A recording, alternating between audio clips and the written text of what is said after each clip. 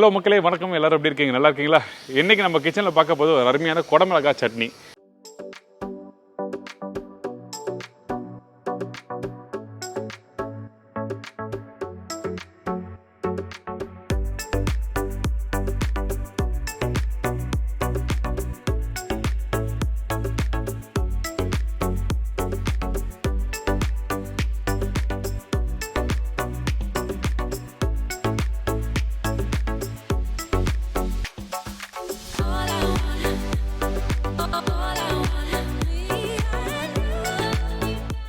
இந்த குடமிளகா பக்குவமாக வதக்கிட்டு அதுக்கப்புறம் இந்த உளுத்த பருப்பை தனியாக வறுத்து அதுக்கப்புறம் பவுட்ரு பண்ணி இந்த சட்னியை மிக்ஸ் பண்ணியிருப்பேன். அது எப்படி பண்ணுறது சொல்லிட்டு நீங்கள் வீடியோவில் பாருங்கள். ரொம்ப சூப்பராக சொல்லி கொடுத்துருக்கேன். அதே மாதிரி தான் இன்ஸ்டன்ட் தோசை. நம்ம வீட்டில் யாரை கெஸ்ட் வந்தால் அந்த டைமில் சட்டுன்னு ஒரு தோசை பண்ண வச்சுன்னா இந்த மெத்தடை ட்ரை பண்ணி பாருங்கள். இப்போ இந்த 2 ரெசிபிக்கும் தேவையான பொருட்கள் என்னென்ன பார்த்தலாமா? குடமிளகாய் சட்னிக்கு தேவையான பொருட்கள்: குடமிளகாய் 3 நம்பர், உளுத்தம் பருப்பு 3லேருந்து 4 டேபிள் ஸ்பூன், காய்ந்த மிளகாய் 10 நம்பர், மீடியம் சைஸ் வெங்காயம் 2 நம்பர், இஞ்சி 3 சின்ன துண்டு, பூண்டு 20 பல்லு, பச்சை மிளகாய் 2 நம்பர், கருவேப்பிலை சிறிதளவு, கொத்தமல்லி தேவையான அளவு, கடுகு 1/2 டீஸ்பூன், உப்பு தேவையான அளவு, எண்ணெய் சமைக்கிறதுக்கு தேவையான அளவு.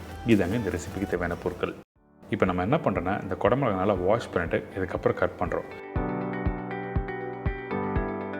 கட் பண்ணுறது 1/4 கட் பண்ணி முடித்த பிறகு இதில் நம்ம என்ன பண்ணுறோம், உள்ளே இருக்க விதையை எடுத்துகிறோம். எதுக்காக இந்த விதையை எடுக்கிறேன்னு கேட்டிங்கன்னா காரணம் இருக்குது. இந்த விதையோடு நீங்கள் சட்னி பண்ணிடலாம், காரத்தோட அளவு அதிகரிக்கும். அதனால் உள்ளே இருக்க விதையை எடுத்துருங்க. அதுக்கு பிறகு இந்த கேப்சிகத்தில் ஒரு கார்னராக இந்த வெள்ளை கலர் இருக்குது பார்த்தீங்களா, இது எல்லாத்தையும் க்ளீன் பண்ணி எடுத்துடணும். ஏன் இப்படி பண்ணுற கேட்டிங்கன்னா, இந்த மாதிரி பண்ணும்போது இந்த காரத்தோட அளவு கம்மியாக இருக்கும், அதே டைமில் உங்களுக்கு டேஸ்ட்டு உங்களுக்கு நல்லாயிருக்கும். நீங்கள் வேணால் வீட்டில் ட்ரை பண்ணி பாருங்கள். அப்படியே முழுசாக போட்டு கட் பண்ணி பண்ணால் எப்படி இருக்குது, அப்படி இல்லைன்னா இந்த மாதிரி க்ளீன் பண்ணி எடுத்தால் எப்படி இருக்குன்னு சொல்லி நீங்கள் வீட்டில் ட்ரை பண்ணி பார்த்தீங்கன்னா உங்களுக்கு புரிய வரும்.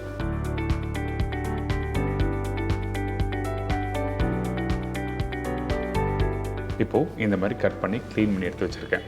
இதுக்கப்புறம் நம்ம என்ன பண்ணுறோம், இந்த குடமிளகா எல்லாத்தையும் வந்து பொடிசாக கட் பண்ண போகிறோம். அதனால் வதக்கிறதுக்கு ஈஸியான பக்குவத்தில் இந்த மாதிரி சின்ன சின்ன பீஸாக கட் பண்ணி எடுத்துருங்க.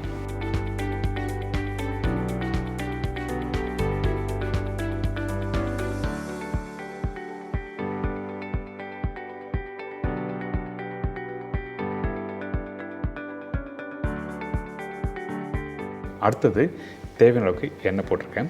இதுக்கப்புறம் இஞ்சி, பூண்டு,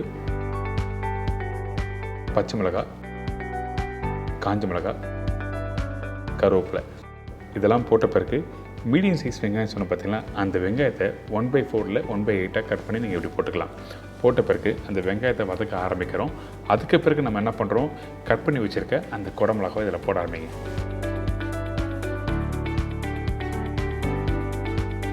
இந்த குடமிளகா போட்ட பிறகு நீங்கள் ரொம்ப நேரம் குக் பண்ணக்கூடாது. அதிகபட்சம் ஒரு 2லேருந்து 3 நிமிஷம் குக் பண்ணால் மட்டுமே போதும். அதே டைமில் கொஞ்சம் உப்பு போட்டு நல்லா குக் பண்ண ஆரம்பிங்க. இந்த குடமிளகா ரெடி ஆகிடுச்சுன்னு சொல்லிட்டு எப்படி செக் பண்ணுறது கேட்டிங்கன்னா, அந்த குடமிளகா குக் பண்ணும்போது தண்ணி விட ஆரம்பிக்கும். அந்த டைமில் அடுப்பு ஆஃப் பண்ணிவிட்டு நீங்கள் எடுத்துட வேண்டியதான். கடைசியாக கொஞ்சம் மஞ்சள்தூள் போட்டு நல்லா மிக்ஸ் பண்ணுங்கள். கொஞ்சமாக மஞ்சள்தூள் போட்டிருக்கேன். எதுக்காக மஞ்சள்தூள் போட்டிருக்கேன்னா, அந்த குடமிளகா வெங்காயம் இஞ்சோட அந்த பச்சை வாசனை அதிகமாக தெரியக்கூடாது. அதனால தான் இந்த இடத்துல மஞ்சள்தூள் போட்டிருக்கோம். நல்லா மிக்ஸ் பண்ணிட்டு எடுத்திங்கன்னா இந்த மாதிரி இருக்கும்.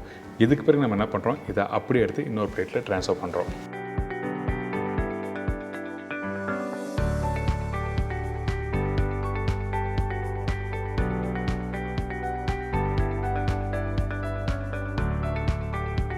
இப்போ சூடு ஆறட்டும்.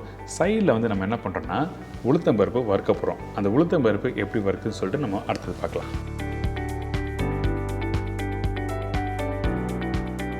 இதுக்கப்புறம் அதே பண்ணல நல்ல கடாயை துடைச்சிட்டு அதுக்கப்புறம் எண்ணெய் போடாமல் வெறும் உளுத்தம் பருப்பு மட்டும் போட்டு நல்லா வறுக்க ஆரம்பிங்க.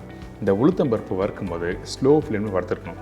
குறைஞ்சபட்சம் ஒரு 5லேருந்து ஒரு 7 நிமிஷம் டைம் எடுக்கும். அந்த அளவுக்கு ஸ்லோ ஃப்ளேம் வறுத்தா தான் இந்த உளுத்தம் பருப்பு நல்லா க்ரன்ச்சியாக இருக்கும். அதாவது நீங்கள் சாப்பிடும்போது நல்லா கடக்கு முடக்குன்னு இருக்கும் சாப்பிட்றதுக்கு. எப்போவுமே சட்னி பண்ணும்போது அந்த உளுத்தம் பருப்பு நல்லா ஸ்லோ ஃப்ளேம் வறுத்துருக்கணும். இந்த மாதிரி கலர் கோல்டன் ப்ரௌன் வந்துருக்கணும். இதுக்கு பிறகு நம்ம என்ன பண்ணுறோம், வறுத்த உளுத்தம் பருப்பை அப்படியே இந்த மிக்ஸி ஜாரில் போட்டு அரைக்க போகிறோம். அரைக்கிற பக்குவம் என்ன கேட்டிங்கன்னா, கரெக்டாக ஒரு 75 to 80% அளவுக்கு நீங்கள் அரைச்சிருக்கணும். ஃபைன் பவுடராக அரைச்சிடக்கூடாது. அப்படி அரைச்சிங்கன்னா சாப்பிட்றதுக்கு நல்லா இருக்காது. இந்த மாதிரி குறைன்னு அரைச்சா தான் நல்லாயிருக்கும் சாப்பிட்றதுக்கு. இப்போ ரெடியானதை இதை அப்படியே இன்னொரு பவுலில் ட்ரான்ஸ்ஃபர் பண்ணி எடுத்து வச்சுருங்க.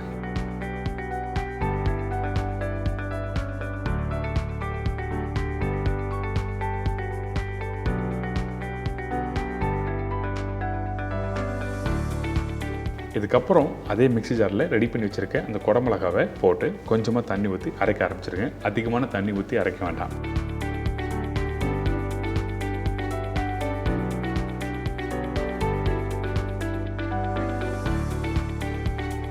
இப்போ இந்த சட்னியும் இந்த மாதிரி அரைச்சிடணும். அங்கங்கே அந்த காஞ்ச மிளகா கலர் ரெட்டிஷ் கலர் இருக்கும். இந்த மாதிரி பக்குவத்தில் கரெக்டாக அரைச்சி எடுத்துருங்க. இதுக்கப்புறம் நம்ம என்ன பண்ண போகிறோம்னா தாளிப்பு போட போகிறோம். நார்மலாக நீங்கள் வீட்டில் போடுற தாளிப்பில் இது வேறு மாதிரி இருக்கும். அது எப்படின்னு சொல்லிட்டு நம்ம அடுத்த ஸ்டேஜ் பார்க்கலாம். இப்போது கொஞ்சமாக எண்ணெய் ஊற்றிருக்கேன். இந்த எண்ணெய் ஊற்றின பிறகு கடுகு போட்டிருக்கேன்.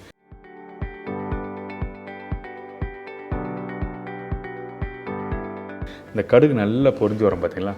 அந்த டைமில் நம்ம என்ன பண்ணுறோன்னா காஞ்ச மிளகா, கருவேப்பிலை,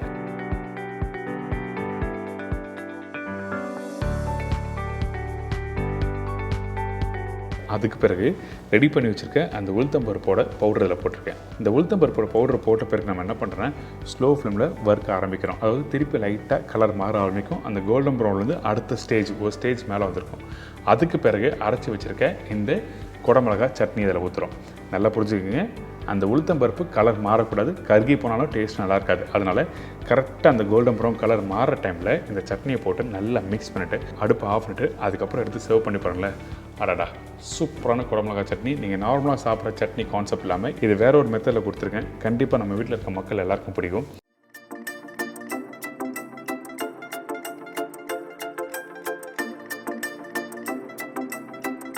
இதோட இன்ஸ்டன்ட் தோசை எப்படி பண்ணுறது பார்க்க போகிறோம். சட்டுன்னு வீட்டில் ஒரு 5 நிமிஷத்தில் தோசை பண்ணலாம். இந்த மெத்தடில் ட்ரை பண்ணி பார்த்தா நல்லாயிருக்கும்.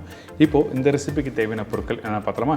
ரவை 1 கப்பு, தேங்காய் பத்தை 2, அவல் 1/2 கப்பு, தயிர் 1/2 கப்பு, குக்கிங் சோடா 1/2 டீஸ்பூன், உப்பு தேவையான அளவு, எண்ணெய் குக் பண்ணுறதுக்கு தேவையான அளவு. இதாங்க தோசைக்கு தேவையான பொருட்கள். ஃபஸ்ட்டு சட்டுன்னு தோசை ரெடி பண்ணுறதுக்கு பேட்டர் ரெடி பண்ணுறது எப்படி பார்க்க போகிறோம். அதனால் 1 கப்பு ரவை எடுத்துக்கங்க. இதோட ரேஷியோ வந்து ரொம்ப ஈஸி நீங்கள் வீட்டில் கணக்கு போகிறதுக்கு. 1 கப்பு ரவைனா 1/2 கப்பு வந்து அவல் போடணும், 1/4 கப்பு தேங்காய் பால். தேங்காய் பால் யூஸ் பண்ணும்போது நல்லா கெட்டியான தேங்காய் பாலை யூஸ் பண்ணுங்கள். ஃபஸ்ட்டு 1/2 கப்பு ரவை போட்டிருக்கேன். அதுலேயே அவல் 1/2 கப்பு போட்டிருக்கோம். போட்ட பிறகு 1/2 கப் அளவுக்கு தண்ணி ஊற்றி நல்லா மிக்ஸ் பண்ணுங்கள். இந்த மாதிரி மிக்ஸ் பண்ணிட்டு ஒரு 10லேருந்து 15 நிமிஷம் நல்லா ஊறட்டும். அதுக்கு பிறகு நல்லா அரைக்க ஆரம்பிக்க போகிறோம்.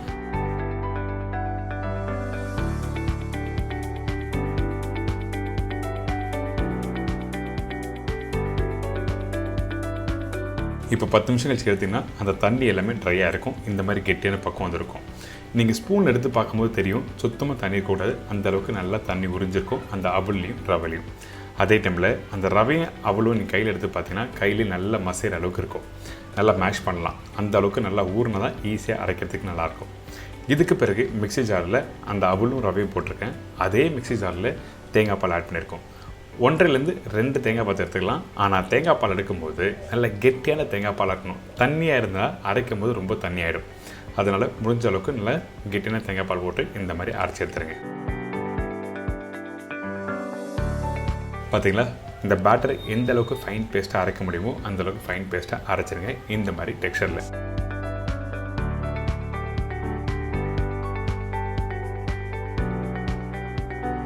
இதுக்கு பிறகு நம்ம என்ன பண்ணுறோன்னா அரைச்ச அந்த பேட்டரை அப்படியே இன்னொரு பவுலில் போடுறோம். புளிப்பு தன்மைக்காக தயிர் ஆட் பண்ணியிருக்கேன். தயிர் ரொம்ப புளிப்பான தன்மை தேவையில்லை, கொஞ்சம் மீடியமான அளவுக்கு புளிப்பு இருந்தால் போதும். இதுக்கு பிறகு உப்பு தேவையான போட்டிருக்கோம். Cooking soda. இந்த குக்கிங் சோடா எதுக்காகனா தயிர் போட்ட உடனே ஆக்டிவேட் பண்ணுறதுக்காக இந்த குக்கிங் சோடா ஆட் பண்ணியிருக்கேன். இந்த குக்கிங் சோடா, உப்பு, தயிர், பேட்டர் இதெல்லாம் போட்ட பிறகு பிஸ்கில் நல்லா பீட் பண்ணுங்கள். பீட் பண்ணி முடித்த பிறகு ரொம்ப கெட்டியாக இருக்கக்கூடாது, அதே டைமில் ரொம்ப தண்ணியாக இருக்கக்கூடாது. இந்த மாதிரி பேட்டரி எடுத்திங்கன்னா ஒரு கரண்ட்லேருந்து அப்படியே ஸ்மூத்தாக இறங்கணும். இப்போ நம்ம என்ன பண்ணுறோன்னா ஒரு 5லேருந்து ஒரு 10 நிமிஷம் ஒரு மூடி போட்டு அப்படியே வச்சுருங்க. இப்போ இந்த பேட்டரி ஆல்மோஸ்ட் ரெடி ஆகிடுச்சு. கரெக்டான டெக்ஸ்சர் ரொம்ப இம்பார்ட்டன்ட். ரொம்ப கெட்டியாக இருந்தாலும் குக் பண்ணும்போது நல்லா இருக்காது, அதே டைமில் ரொம்ப தண்ணியாக இருக்கக்கூடாது.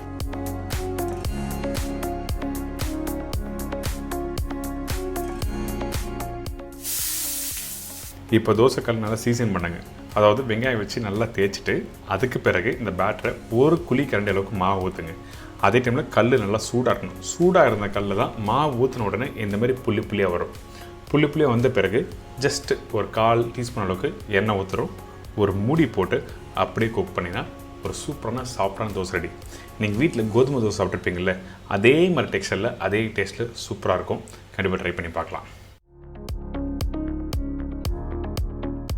பார்க்கும்போது சூப்பராக இருக்குல்ல, அந்த புளியாக அந்த அளவுக்கு சாஃப்டாக சூப்பராக இருக்கும். இதே தோசையை நீங்கள் திருப்பி போட்டு குக் பண்ணி சாப்பிட்னோட நீங்கள் ட்ரை பண்ணலாம். இப்போ நான் திருப்பி காமிக்கிறேன். தோசை ரெடி பண்ணும்போது கல் சூடாக இருக்கணும். கல் சூடு இல்லாமல் நீங்கள் போட்டிங்கன்னா கண்டிப்பாக சாஃப்ட்னஸ் கொடுக்காது. அதனால் எந்தளவுக்கு நல்லா சூடாக இருக்க கல்லோ அந்த டைமில் சும்மா ஒரு குழிக்கரண்டிலுக்கு மாவு ஊற்றி நல்லா குக் பண்ணுங்கள். குக் பண்ணிவிட்டு திருப்பி போட்டு எடுத்திங்கன்னா இந்த மாதிரி தோசை ரெடி.